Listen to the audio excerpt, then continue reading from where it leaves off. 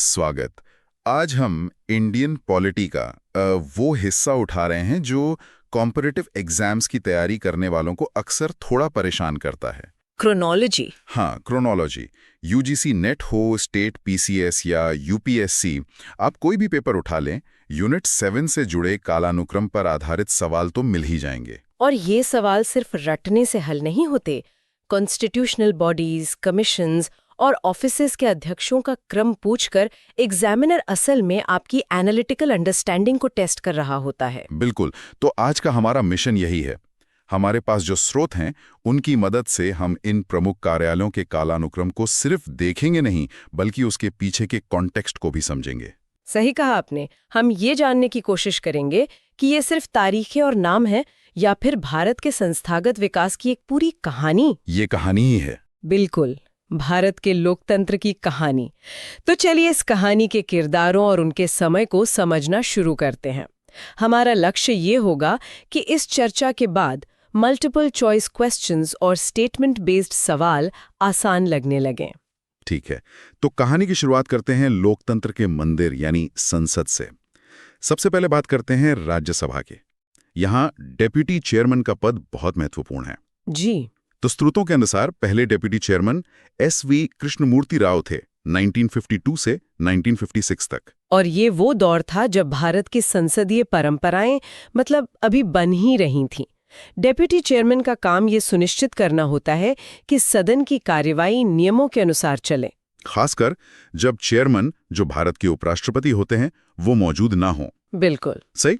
और अगर हम हाल के समय में देखें तो नजमा हेबतुल्ला जी का नाम आता है 2002 से 2004, और फिर हरिवंश नारायण सिंह 2020 से 2024 तक। हाँ। लेकिन राज्यसभा से ज्यादा मुझे लगता है एक दिलचस्प मामला लोकसभा में देखने को मिला, डेप्यूटी स्पीकर के पद को लेकर। हाँ, आप 17वीं लोकसभा की बात कर रहे हैं। ये परीक्षार्थियों के लिए एक बहुत ही महत्वपूर्ण बिंदु है। वही मैं कहने वाला था। देखिए, स्रोतों के अनुसार 1952 से 56 तक एम अनंत शयनम अय्यंगार थे, और फिर काफी बाद 2014 से 2019 तक एम थम्बिदुरई जी। लेकिन फिर पूरी की पूरी 17वीं लोकसभा 2019 से 2024 ये पद खाली रहा। ये तो एक संवैधानिक रूप से अनिवार्य पद है, तो ये खाली कैसे रह सकता है? ये एक बेहतरीन सवाल है और यही इसकी एनालिटिकल डेप्थ है। संविधान का आर्टिकल 93 कहता है कि लोकसभा को as soon as may be एक स्पीकर और एक डेप्यूटी स्पीकर चुनना होगा। As soon as may be. हाँ, तो पद अनिवार्य है, लेकिन उसे भरने के लिए कोई समय सीमा, कोई टाइमलाइन नहीं दी गई है। अच्छा। इसी लूप होल की वजह से अगर राजनीतिक सहमति न बन पाए तो ये पद खाली रह सकता है। तो ये as soon as may be phrase का एक तरह से राजनीतिक इस्तेमाल है। ये सिर्फ एक तथ्य नहीं, बल्कि संसदीय राजनीति की एक केस स्टडी भी है। प्रिसाइसली। एक परीक्षार्थी को यही समझना है। ये रिक्ति दिखाती है कि कैसे संवैधानिक प्रावधान और राजनीतिक वास्तविकताएं कभी-कभी एक दूसरे से टकराती हैं। सही बात है। तो ये तो हुई सदन के अंदर की व्यवस्था।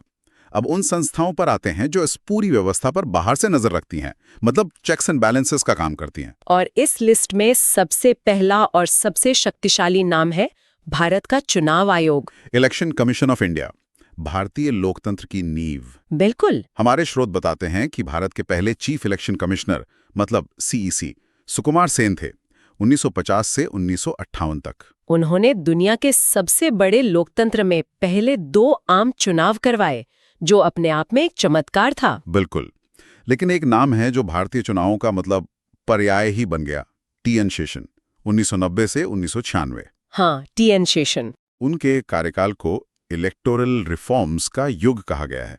ऐसा क्या खास था उनके कार्यकाल में? देखिए, टी.एन. शेषन से पहले चुनाव आयोग को अक्सर एक पैसिव संस्था के तौर पे देखा जाता था, जो सरकार के निर्देशों का पालन करती थी। अच्छा। शेषन ने संविधान के आर्टिकल 324 में दी गई शक्तियों को सही मायनों में इस्तेमाल किया। उन्होंने आयोग को एक डरे हुए ऑब्जर्वर से एक निडर और सम्मानित रेफरी में बदल दिया। ये तो बहुत बड़ा बदलाव है, पर ये हुआ कैसे? उनके मुख्य सुधार क्या थे? 2 सबसे बड़े काम किए। पहला, मॉडल कोड ऑफ कंडक्ट यानी आदर्श आचार संहिता, जो पहले सिर्फ कागज पर थी, उसे कड़ाई से लागू किया। उसे राजनीतिक दलों के लिए एक लक्ष्मण रेखा बना दिया। और दूसरा वोटर आईडी कार्ड्स की शुरुआत। इसने फर्जी मतदान पर बहुत बड़ी चोट की। ये सिर्फ नीतियां नहीं थीं, ये भारतीय चुनावों के कल्चर में एक टेक्टोनिक शिफ्ट था। उन्होंने साबित किया कि एक व्यक्ति संस्था को कैसे बदल सकता है। जाहिर है राजनीतिक दलों से काफी प्रतिरोध भी झेलना पड़ा होगा, जबरदस्त प्रतिरोध, लेकिन वो अड़े रहे और न्यायपालिका ने भी उनका साथ दिया। हाल के वर्षों में सुनील अरोड़ा जी और अब राजीव कुमार जी, इन सीईसीज ने इस विरासत को आगे बढ़ाया है।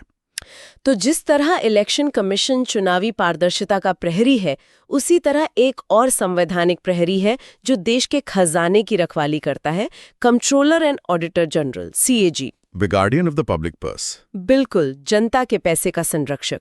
स्रोतों के अनुसार पहले सीएजी वी नरहरि राव थे 1950 से 1960 तक, और अगर हाल के नामों को देखें तो शशिकांत शर्मा और वर्तमान में गिरीश चंद्र मुर्मू हैं। जी। तो सीएजी का काम सरकार के खर्चों का ऑडिट करना है, लेकिन इसका असल प्रभाव क्या होता है? इसका प्रभाव बहुत गहरा होता है। सीएजी की रिपोर्टें सिर्फ ऑडिट्स नहीं होती, वे अक्सर बड़े राजनीतिक और नीतिगत भूचाल लाती हैं। जैसे कि 2G स्पेक्ट्रम घोटाला।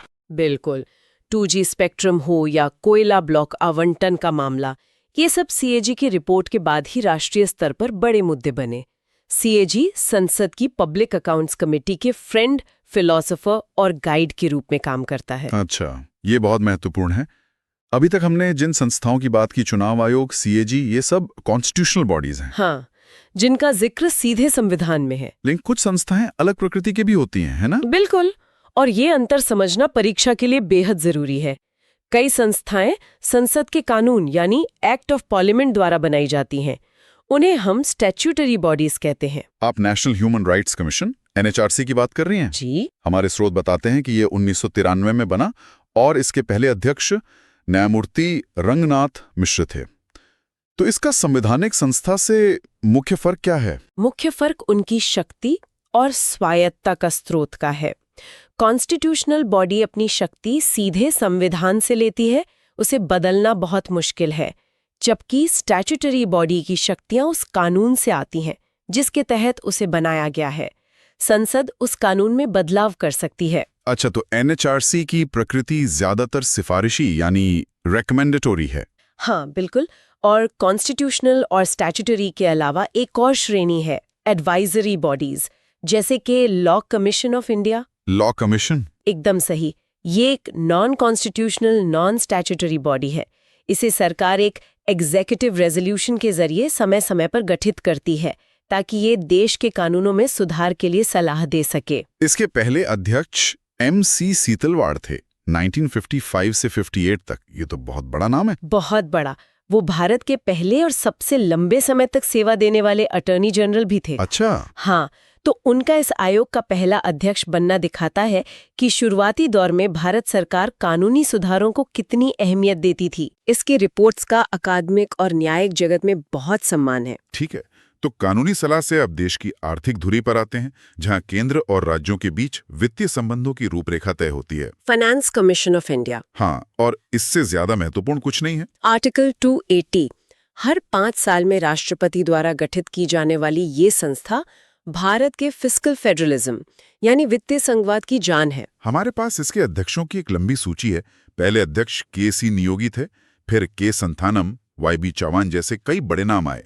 लेकिन परीक्षा के नजरिए से क्या पूरी लिस्ट याद करना जरूरी है? ये तो मुश्किल है। ये एक स्मार्ट सवाल है। पूरी लिस्ट रटने की जरूरत नहीं है। हमें की कमीशंस पर फोकस करना चाहिए। जैसे पहले अध्यक्ष KC नियोगी, जिन्होंने सेंटर स्टेट फाइनेंशियल रिलेशंस का टेम्पलेट तैयार किया। उसके बाद हमें सीधे 14वें वित्त आयोग पर आना चाहिए, जिसके अध्यक्ष YV रेड्डी थे। YV रेड्डी? जी।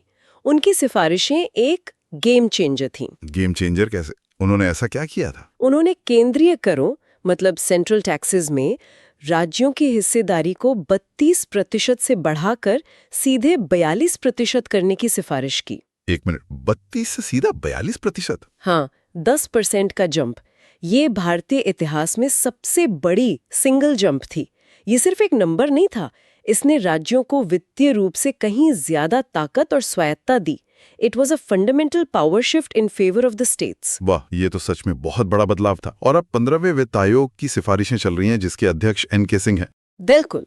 तो परीक्षार्थियों को इन 3 कमीशंस, पहला, 14वां और 15वां, कि अध्यक्ष और उनकी मुख्य सिफारिशों पर विशेष ध्यान देना चाहिए।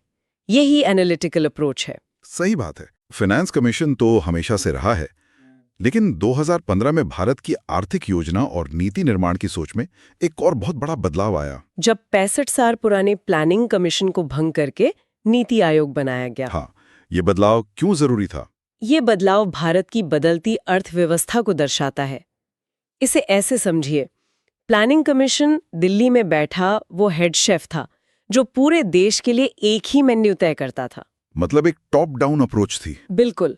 और नीति आयोग एक कंसल्टेंट की तरह है, एक थिंक टैंक है। वो राज्यों के साथ मिलकर उनकी जरूरतों के हिसाब से नीतियां बनाने में मदद करता है। तो ये बॉटम अप अप्रोच हुई। हाँ, इसका लक्ष्य कोऑपरेटिव और कॉम्पिटिटिव फेडरलिज्म को बढ़ावा देना है। तो इस नए थिंक टैंक की लीडरशिप भी परीक्षा के लिए महत्वपूर्ण होगी। पहले वाइस चेयरमैन अरविंद पनगड़िया थे और पहली सीईओ सिंधु श्री खुल्लर। बहुत जरूरी हैं। और उनके बाद के नाम भी राजीव कुमार और अब सुमन बेरी वाइस चेयरमैन रहे हैं। वहीं अमिताभ कांत एक लंबे समय तक सीईओ रहे और अब बीवीआर सुब्रमण्यम इस पद पर हैं। नीति आयोग करंट अफेयर्स का हॉट टॉपिक है, तो इसकी लीडरशिप क्रोनोलॉजी पर सवाल बन सकता है। तो आज हमने काफी लंबा सफर तय किया। हमने संसद के अधिकारियों से शुरुआत की, फिर देश के चुनावी और वित्तीय प्रहरियों सीईसी और कैग को समझा। हमने संवैधानिक, वैधानिक और सलाहकार निकायों के बीच के फर्क को जाना और अंत में प्लानिंग कमीशन से नीति आयोग तक के सफर में योजना निर्माण के बदलते चेहरे को देखा। और इस पूरे सफर में हमने देखा कि ये कालक्रम सिर्फ नामों की सूची नहीं है, ये भारत के लोकतंत्र के विकास की कहानी है। पॉलिटी यूनिट 7 की तैयारी करने वालों के लिए मेरा संदेश है, इन तथ्यों को कहानी की तरह जोड़कर देखिए। मतलब क्यों और कैसे पूछना शुरू करें। बिल्कुल। टीएन सेशन के आने से चुनावी व्यवस्था कैसे बदली, वाईवी रेड्डी की एक सिफारिश ने केंद्र राज्य संबंधों को कैसे प्रभावित किया। जब आप ये सवाल पूछते हैं तो तथ्य अपने आप याद हो जाते हैं। और जाते जाते एक सवाल हम अपने श्रोताओं के लिए छोड़ जाते हैं जिस पर वो सोच सकते हैं।